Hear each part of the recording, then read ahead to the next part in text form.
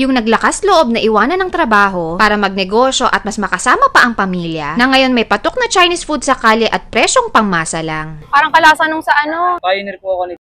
Ah, talaga ba? Kaya sabi ko na eh. Kaya legit na restaurant quality yung lasa, pero ginawang abot kaya para sa lahat. Kaya ito one-stop shop na para sa Chinese food cravings nyo. Ito ang Binondo sa Tondo, na located lang sa may Yangko Street, corner Baltasar Street, Tondo, Manila. Alam nyo ba guys na legit na chef yung may-ari nito at galing pa talaga sa fine dining Chinese restaurant na kilala. Kaya naman lahat ng natutunan niya at na-experience niya sa restaurant na yun ay makakasiguro kayo na in-apply niya lahat dito para matikman nyo sa presyong abot kaya lang.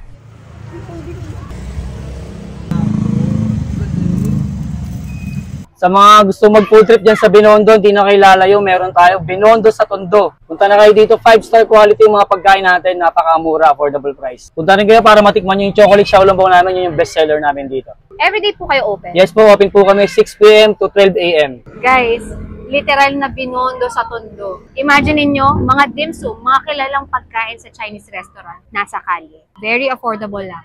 Ito yung Chinese kikiam nila, 4 pieces, 100 pesos lang.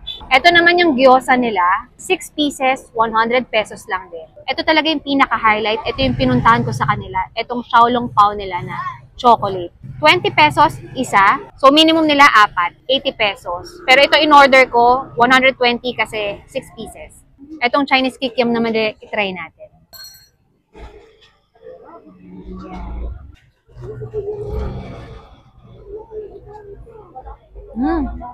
Lasang Chinese na Chinese nga. Ay, legit to ah.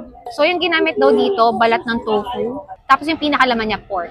Lasang parang talagang kumain ka sa isang Chinese restaurant. Yan. Sarap. Ito naman yung gyoza nila.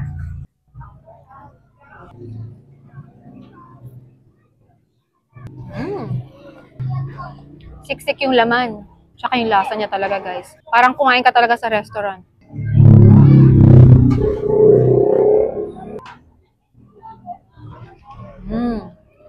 So, meron din silang kuchay. Tapos, ito naman yung pork siomai nila. So, 4 pieces, 45 pesos dito sa pork siomai. Kuchay naman nila, 45 pesos din, 4 pieces. Pinagsama ko na lang. Pero yan yung mga per order nila.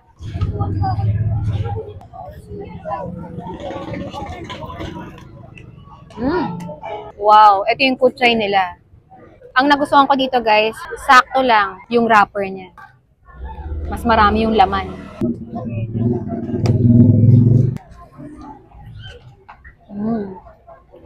Panalo. Restaurant quality, pero presyong kalye lang. Pork siomai naman. Siyempre, lagyan natin toyo.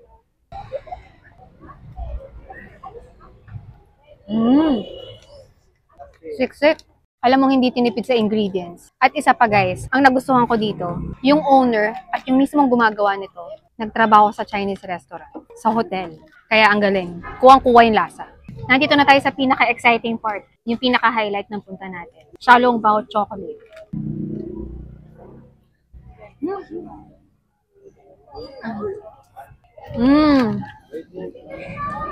Ang sarap. Ay, panalo to ha. Para sa presyong 20 pesos lang. Yung sa isang ganun, ang sarap niya. Parang kalasa nung sa ano. Ito, yung sa... Ano po, pioneer po ako. Ah, talaga ba? Kaya sabi ko na eh.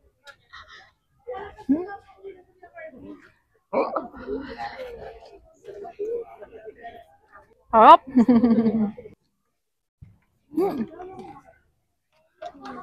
Yung nagpasarap dito guys, yung quality ng tsokolate. Fudgy siya at alam mong hindi tinipid, mamahalin yung gamit. Tsaka hindi nila tinipid, talagang punong-puno ng tsokolate. Kaya pag unang kagat mo palang sabog agad sa bibig mo.